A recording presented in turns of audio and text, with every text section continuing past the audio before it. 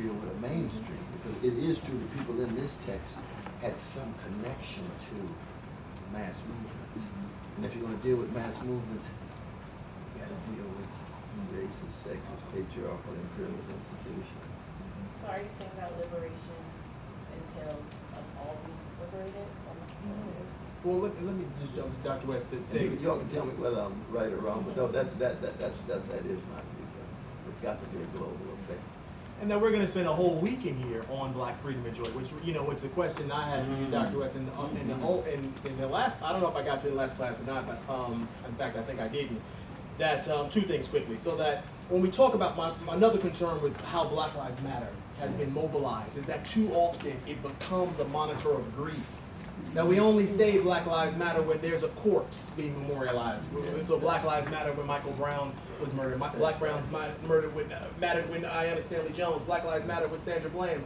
But Black Lives Matter can't just, and even in teaching this course, I had to say Black Lives Matter can't just be a class about struggle and suffering. It's also about freedom and joy. That's also that Black Lives Matter long before we have to eulogize someone.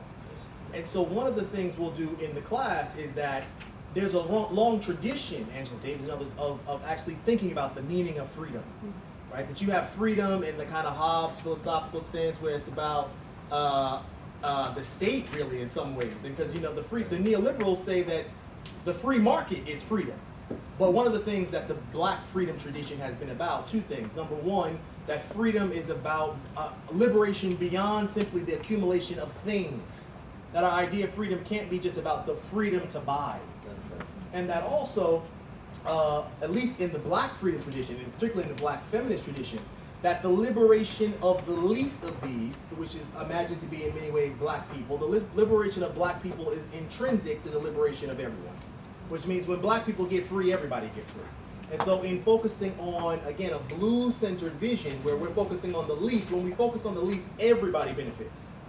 Lastly, Nina Simone, we're going to watch a clip. I love, there's an interview with Sister Nina Simone, and her definition of freedom is still the one that I love the most. She says, freedom is no fear. And that too often in America, Black people have had their lives structured by fear. Fear they're going to get shot by the police, fear they're going to contract deadly disease, fear they're going to live in poverty, fear they're not going to be respected on the workplace. And so freedom, in the Simonian sense, if you will, is about eradicating fear. No fear. And that's telling, though, and I think it might be Brother Coach's new book that is shot through with fear and every other page. Now it echoes, you know, Richard Wright and all and some of the early folks, but it's hard to tease out some hope. He doesn't like the language of hope. I can understand that because hope in America becomes a quality you have rather than being a hope. See, I don't believe in having hope. People ask me, you got hope? No, I ain't got no hope. Just like I ain't got no money, right? But that ain't the point. But I want to be a hope. Right. That's different. See, I got control of some choices I can make. You know what I mean? I got some control of how I relate to people. And I can be a hope in that way. But see, for me, this joy is so crucial. But the joy is a fruit of the love one has, so that the role of militant tenderness and radical gentleness and subversive sweetness. And you see, the history of Black people is a history of a sweetness and a tenderness and a gentleness. So when I was coming along, we were a very gentle people. We knew how to touch, to inspire, and empower. And Otis Redding saying, try a little tenderness, that's not just a sound. And the song ain't say my name, say my name. Try a little tenderness. Curtis saying about tenderness and sweetness, he meant it. You can hear it in the notes that he's playing. That gets inside of your hardness. We all have to be tough and hard in order to make it. But it got to be something else. And joy is inseparable from those fruits, as it were. And so in that sense, you are so right. Anybody who thinks Black life is just grief, oh my God. Even at the funeral, we got joy. We had that in Chicago, right at the same cemetery where Henry was, we went to his body. It was right down the way from what your sister I was talking about. So that You can't oppress, reduce, oppress people's lives just to just some kind of grief or fear. Oh no, where do the arts come from? But wrestling with the darkness and then providing some modes of transcending it. I know that's some other thing. Hi, I also thank you very much for coming. You don't know how many people I brag to that I'm going to be in the same room as Dr. Cornel West. My question actually goes back to the reproductive rights movement, which was really, in the beginning, it was a movement of middle-class white feminists. And because it was a movement of middle-class white feminists, it really did not address the needs of women of color. It did not address forced sterilization, did not address family planning, and really only addressed, abortion. And basically, I wrote this essay last semester about women of color and the reproductive rights movement, and the premise was this. I forgot the feminist, she's a Rolling Stones writer, she's a white feminist, who basically argued that because middle-class white feminists did not have to fight, I think the term was 3 forms of oppression at once, they were freer to fight for women of color, yada, yada, yada. And I just kind of talked about that idea for the essay, ultimately disagreeing because it wasn't until women of color really started actively speaking or were being listened to did their needs get addressed. So I just kind of wondered what you thought about that, because I understand why she said that, but I also think that it's just incredibly misguided. So I just kind of wanted to. Yeah, I'd probably have to read a bit more in terms of the contemporary formulation. It just strikes me on an intuitive level that you're right. But at the same time, you say, well, in which ways are you right? What does the argument look like? What kind of textual evidence could I must immobilize? Right. I say, well, I know a sister who wrote an essay on it last semester. You have to go read and see, but it strikes me as being right. Other people might want to jump in on this stuff, but I do. Usually, there's a number of voices that have been out there for a long time. I mean, you think, for example, when the fundamental breakthrough of bisexual and trans folk takes place.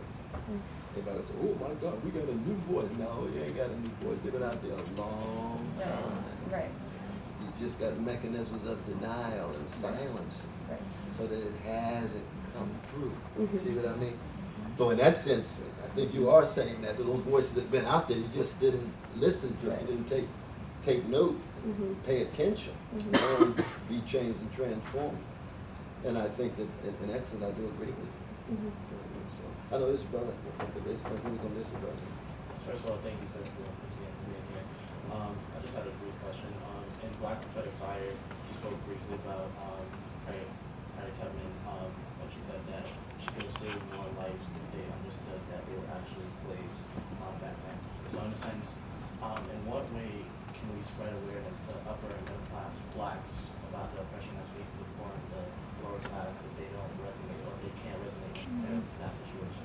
How can we spread awareness to that? I think that it's by example. By example. There's a wonderful line in Kant's Critique of Puritanism that he says, examples are the go-carded judgment. The judgment that we make, especially not knowing rules, but knowing how to apply the rule. You can't go to a rule to teach you how to apply a rule. This is something called wisdom. Just don't do that. And it's through the example of certain judgments shift, recast, new perceptions. We think of James Baldwin. Baldwin taught America some very painful things about its so-called innocence, and how that innocence was tinged with the type of violence.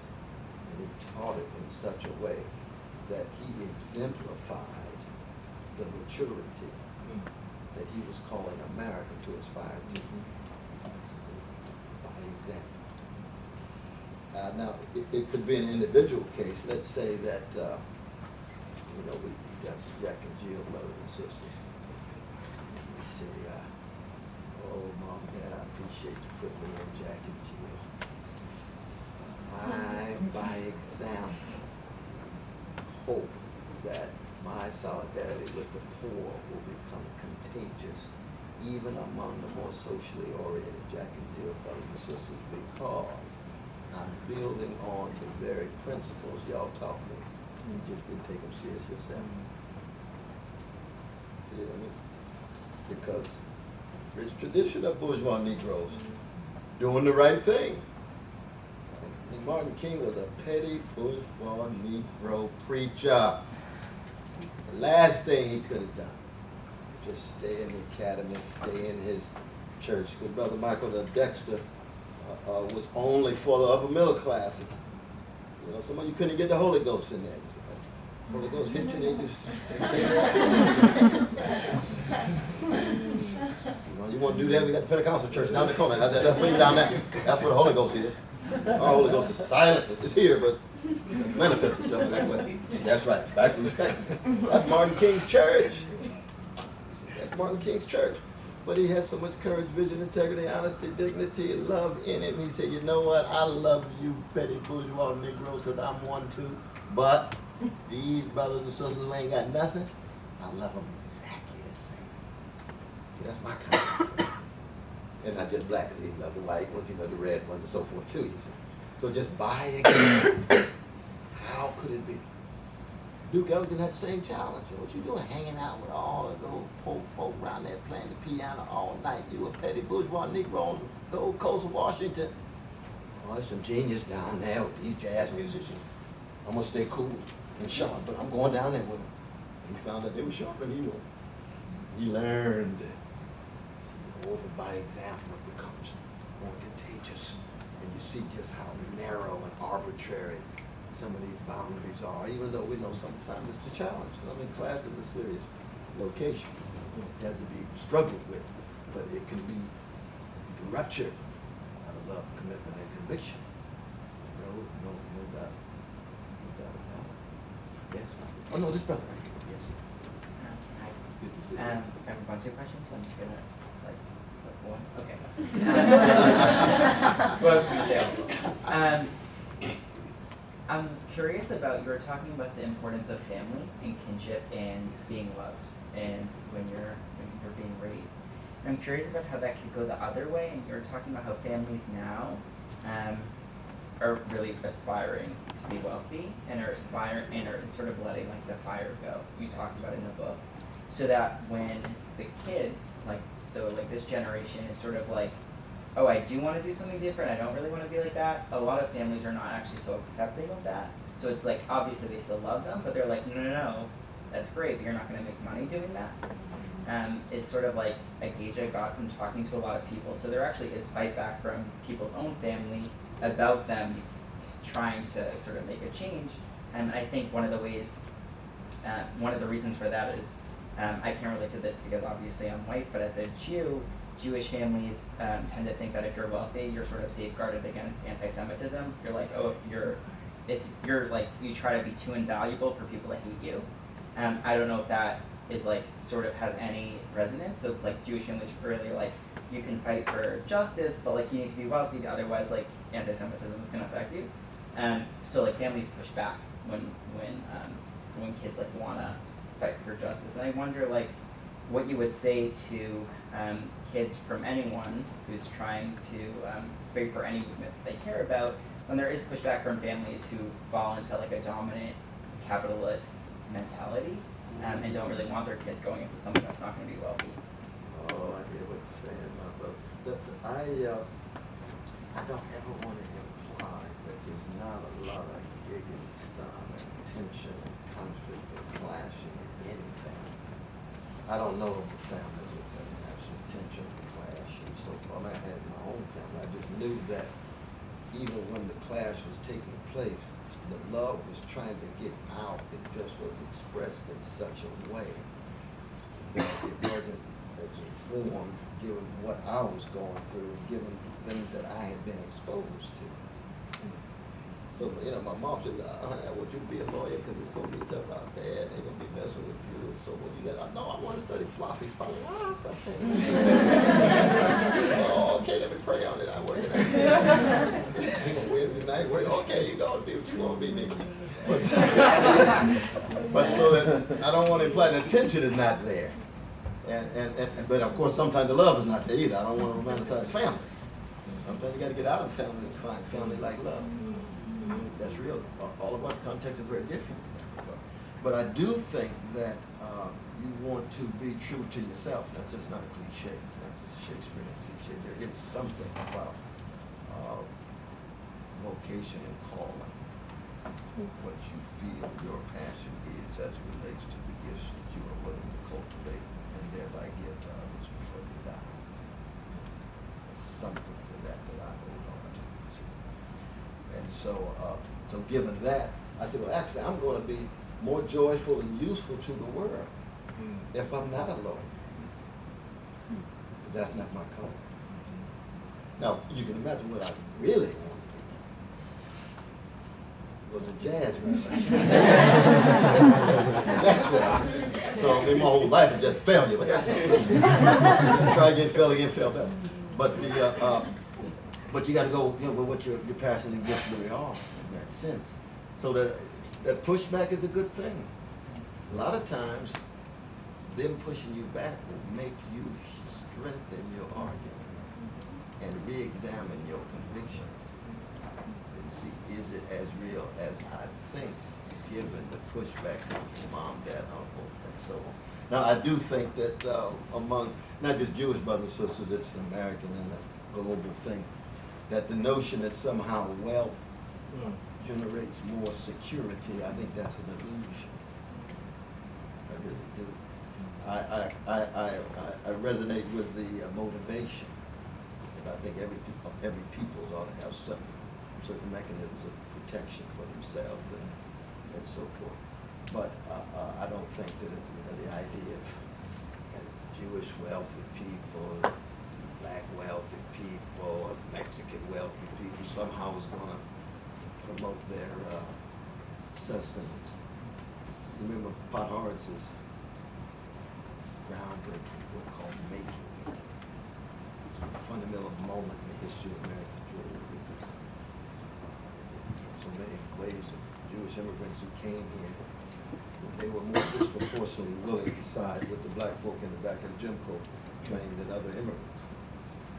Pot Horwitz argued in Making It, we've been wasting all this time talking about social justice, siding with the weak. We need to make it like every other immigrant and therefore shed all of this childish talk about justice,